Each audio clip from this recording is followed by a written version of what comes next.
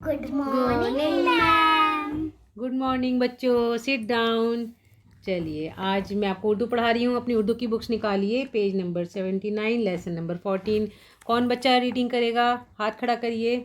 Ma'am मैं। चलिए ठीक है, आमना आप पढ़िए। ये हम पढ़ेंगे आज छुट्टी का दिन। चलिए आमना, स्टैंड अप, पढ़ के सुनाइए। छुट्टी का दिन। प्यारे बच्चों, आज है छुट्टी का दिन। खूब खेलो, आज है छुट्टी का दिन।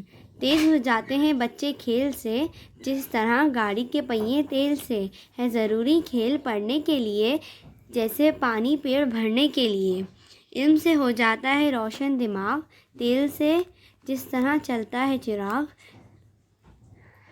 खेल से बढ़ती है सेहत इस तरह, भाप से चलता है इंजन जिस तरह। इल्म से यूँ पुख्ता होता है मिजाज, जिस तरह सूरज की गर्मी से अनाज।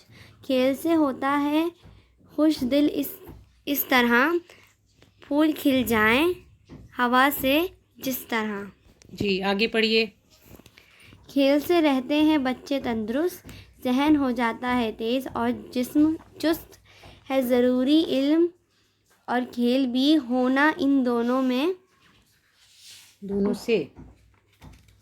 होना से तुम गाफिल कभी। वक्त जब पढ़ने का आ जाए, पढ़ो खूब खेलो खेल का जब वक्त हो। शाबाश, बहुत अच्छी रीडिंग की है आपने।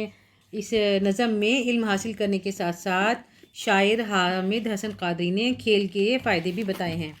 और आपको याद होगा बचपन में एक नर्सरी राइम्स में एक नज़म थी, वो भी इसी तरह छुट्टी के बारे में थी। याद है? कोई बच्चा सुनाएगा? याद है? चलिए मैं बताती हूँ। वो इस तरह थी, छुट्टी का दिन आया है, सबके मन को भाया है, आज न पढ़ने जाएंगे, दिन भर शोर मचाएंगे। आपको याद आ गया अपना बचपन का टाइम? चलें, हाँ वाकई छुट्टी का दिन बहुत मज़े का होता है। अब हम इसके अल्फाज मायनी समझ लेते हैं। वैसे इसमें कोई मुश्किल लफ्ज़ नहीं है, फिर भी यहाँ 3 तो दिए हुए हैं, लेकिन मैं आपको और इसको रीड करके बताती हूँ कि अगर कोई मुश्किल, कुछ बच्चों ने पहले से नहीं पढ़ी होती उर्दू तो उनको मुश्किल लगता है ना, इसलिए मैं ढूंढ के आपको एक्स्ट्रा वर्ड्स बताती हूँ। इसमें जैसे लिखा है दिमाग रोशन होना, उसका मतलब है अक्ल तेज़ होना। लिखा है भाप का मतलब होता है स्टीम, और पुख्ता यानी मजबूत होना। मिजाज का मतलब तबीयत, मूड। अनाज का मतलब गल्ला। और अगले पेज पे जैसे हैं उसमें है चुस्त। चुस्त का मतलब होता है तेज़ होना, एक्टिव होना। गाफिल का मतलब है लापरवाह और बेखबर। और ये बहुत अच्छी नज़म है, ये बहुत आसान है, आप इसको अच्छे से पढ़ लें, रीड कर लें। और जब आप ये पढ़ लेंगे तो आपको इसके सवाल जवाब और सब कुछ करने में बहुत आसानी होगी।